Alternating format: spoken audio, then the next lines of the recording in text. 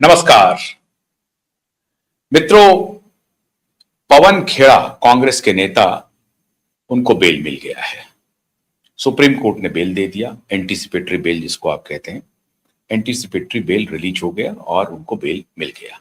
अब जब कभी भी पुलिस उन्हें गिरफ्तार करेगी तो उनको फौरन से पहले पेशतर उनको बेल मिल जाएगा। अब गिरफ्तार करेगी कि नहीं करेगी, अब गिरफ्तार करने का कोई मतलब नहीं है, गिरफ्तार करने आएगी ही नहीं पुलिस। सुप्रीम कोर्ट का यह फैसला आया। कल सुनवाई हुई थी, उसको सुरक्षित रखा गया था, आज फैसला आया। और आज फैसले में सुप्रीम कोर्ट ने जितनी बातें कही हैं वो तो महत्वपूर्ण हैं ही, और उन बातों में जिक्र है गुवाहाटी हाईकोर्ट के आदेश का।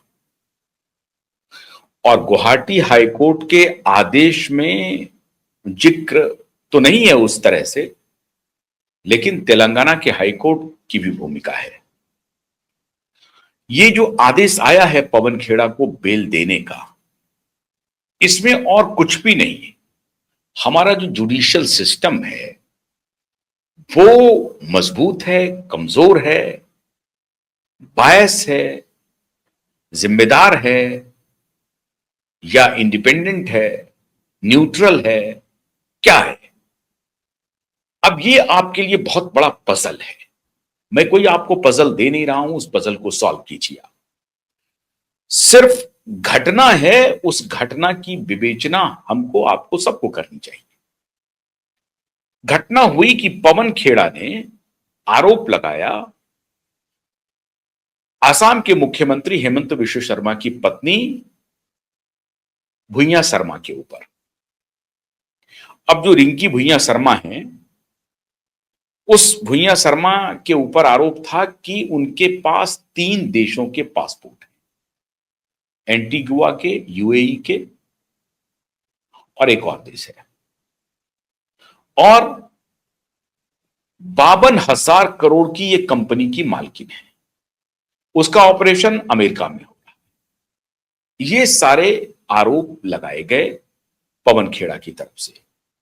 बवाल मचा, हंगामा हुआ, 2 दिन तक पवन खेड़ा मीडिया की सुर्खियां बने रहे। आरोप की गंभीरता की जांच की कि नहीं की, अब उसको लेकर के उनको खामियाजा भुगतना पड़ा। लेकिन दूसरे दिन से हेमंत बिश्व शर्मा एक्टिव हो गए और उन्होंने चुनाव के दौरान कहा कि पवन खेड़ा को आसाम के जेल में हम चक्की पिसवाएंगे और जीवन भर चक्की पिसवाएंगे। उसके बाद वो एक्टिव हो गए। आसाम से पुलिस की टुकड़ी पहुंच गई दिल्ली, दिल्ली पुलिस के साथ कोऑर्डिनेशन हुआ, और जैसा अभिषेक मनु सिंह भी कह रहे हैं कि पवन खेड़ा के घर पे 100 पुलिस वाले पहुंच गए, आर्म्ड पुलिस वाले पहुंच गए। और मनु सिंघवी ने कोर्ट में दलील दी कि पवन खेड़ा कोई टेररिस्ट तो नहीं है, ड्रेडेड कोई आतंकवादी तो नहीं है, जिनको पकड़ने के लिए 100 पुलिस वाले पहुंच गए थे। ये इंटिमिडेशन है, ये सीधा सीधी डराने की बात है, इसके अलावा कोई बात नहीं। प्रथम दृष्टया देखने से लगता भी है, लेकिन आसाम के मुख्यमंत्री ने कसम खा ली कि हम पवन खेड़ा को जेल में चक्की पिसवा देंगे। खैर, अब पवन खेड़ा साहब भाग गए हैदराबाद। अब भाग गए या चले गए, जो कह लीजिए आप इनको, हैदराबाद चले गए। हैदराबाद में उनकी पत्नी का घर है, जो कि वहां से चुनाव लड़ चुकी है, एमएलए का। उनकी पत्नी का घर है। उन्होंने अपनी पत्नी के घर का एड्रेस के साथ एंटीसिपेटरी बेल मूव किया तेलंगाना हाईकोर्ट में। तेलंगाना हाईकोर्ट ने उन्हें एंटीसिपेटरी बेल दे दिया, 7 दिन का ट्रांजिट बेल जिसको कहते हैं, कि ये बेल मिली है आपको। अब इसके बाद आप परमानेंट बेल के लिए जो जुरिस्डिक्शन है जहां पर ये एफआईआर दर्ज हुआ है, उसके जुरिस्डिक्शन में जो कोर्ट आता है वहां आप मूव कीजिए। ये हुआ इसका मतलब। लेकिन वो ट्रांजिट बेल लेकर के पवन खेड़ा पहुंच गए दिल्ली, और उन्होंने सुप्रीम कोर्ट में कहा कि मुझे बेल दिया जाए। कहा कि भाई हम तो आपको बेल नहीं देंगे, ये एंटीसिपेटरी बेल, आप ट्रांजिट बेल वहां से लेकर के आए हैं, इस ट्रांजिट बेल को हम एक्सटेंड नहीं करेंगे। पवन खेड़ा के वकील मनु सिंह भी दलील देते रहे कि आप ट्यूसडे तक बढ़ा दीजिए, सुनवाई हो रही है फ्राइडे को। उन्होंने कहा कि सैटरडे को हम वहां मूव नहीं कर पाएंगे, संडे को कोर्ट बंद है, सैटरडे को भी कोर्ट बंदी है, संडे को भी कोर्ट बंद है, और मंडे को हम वहां पहुंचेंगे, आप ट्यूसडे तक बढ़ा दीजिए। सुप्रीम कोर्ट ने ट्यूसडे तक बढ़ाने से मना कर दिया, मंगलवार के दिन तक भी बढ़ाने से मना कर दिया। शुक्रवार को यह सुनवाई हो रही है सुप्रीम कोर्ट में। कहा कि हम ये जो ट्रांजिट बेल है इसकी अवधि को 7 दिन के बाहर नहीं करेंगे, आपको वहां जाना पड़ेगा, आप जाइए। रिजेक्ट हो गया। हाय तौबा मचा कि सुप्रीम कोर्ट से बेल रिजेक्ट हो गया पवन खेड़ा का। अब पवन खेड़ा को वहां जाना ही पड़ेगा। अब पवन खेड़ा पहुंच गए, पवन खेड़ा मतलब पवन खेड़ा के वकील पहुंच गए गुवाहाटी हाईकोर्ट। गुवाहाटी हाईकोर्ट में थ्रेडबेयर इसकी सुनवाई हुई। सुनवाई के बाद गुवाहाटी हाईकोर्ट ने जो ऑब्जर्वेशन दिया वो सबसे महत्वपूर्ण है। गुवाहाटी हाईकोर्ट ने कहा कि यह मामला सिर्फ डिफेमेशन का नहीं है कि उन्होंने डिफेम किया है रिंकी भुइयां शर्मा को, हिमंता विश्व शर्मा की पत्नी को। उन्होंने कहा कि हेमंत विश्व शर्मा की पत्नी पॉलिटिकल पर्सनालिटी नहीं है, वो एक प्राइवेट पर्सनालिटी है, और उनको इस विवाद में, पॉलिटिकल विवाद में घसीटना ठीक नहीं है। यह ऑब्जर्वेशन है गुवाहाटी हाईकोर्ट का। अरे भाई क्यों नहीं घसीटेगा? अगर है तो ये कौन सा ऑब्जर्वेशन है? क्योंकि प्राइवेट पर्सनालिटी है। अभी मैं सारे ऑब्जर्वेशन पर आता हूं जिसको सुप्रीम कोर्ट ने कुछ कंडेम किया है। अब हाई कोर्ट ने क्यों किया, सुप्रीम कोर्ट ने क्यों किया, बहुत महत्वपूर्ण है, बहुत दिलचस्प है। गुवाहाटी हाई कोर्ट ने कहा कि रिंकी भुइयां शर्मा को इस विवाद में घसीटना अनुचित है क्योंकि वो प्राइवेट पर्सनालिटी है, वो पॉलिटिकल हस्ती नहीं है, और आप पॉलिटिकल विवाद में इसको घसीट रहे हैं, ये ठीक नहीं है। पहली बात। दूसरी बात उन्होंने कही जो महत्वपूर्ण बात है कि पवन खेड़ा ने डिफेम खाली नहीं किया है बल्कि फॉर्जरी किया है। कैसे? जो दस्तावेज हैं वो फॉर्जरी का पक्का सबूत है, फोर्ज दस्तावेज है पवन खेड़ा के पास, जिसको उन्होंने पब्लिक डोमेन में लाने की कोशिश की या लाया। अब ये दस्तावेज कहां बने, किसने दस्तावेज दिया, किसने दस्तावेज बनाया, और किसने पवन खेड़ा को मुहैया कराया?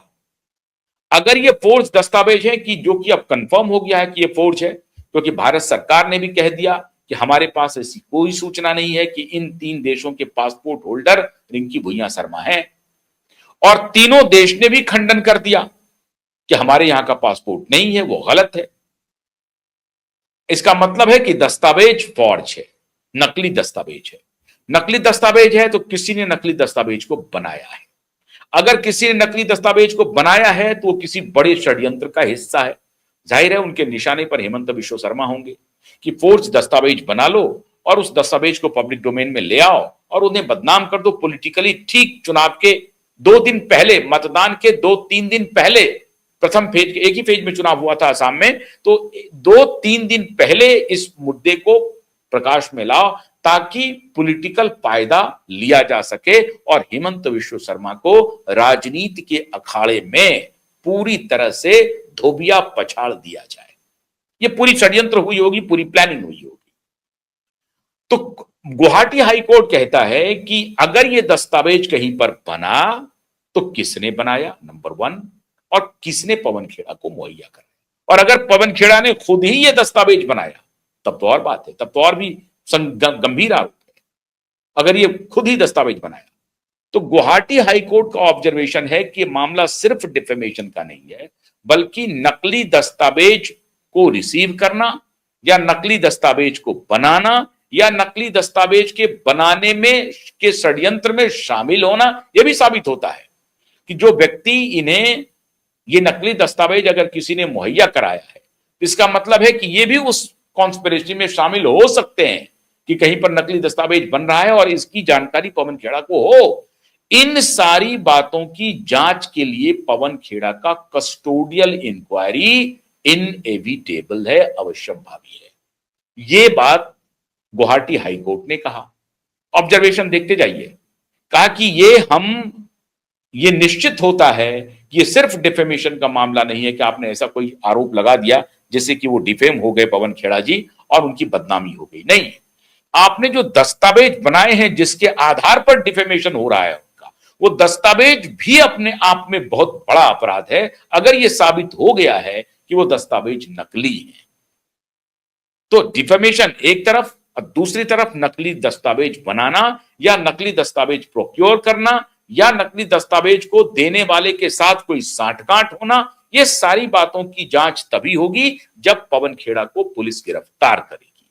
मतलब कस्टोडियल इंक्वायरी में ही पवन खेड़ा इन सारी बातों की सच्चाई उगल सकते हैं।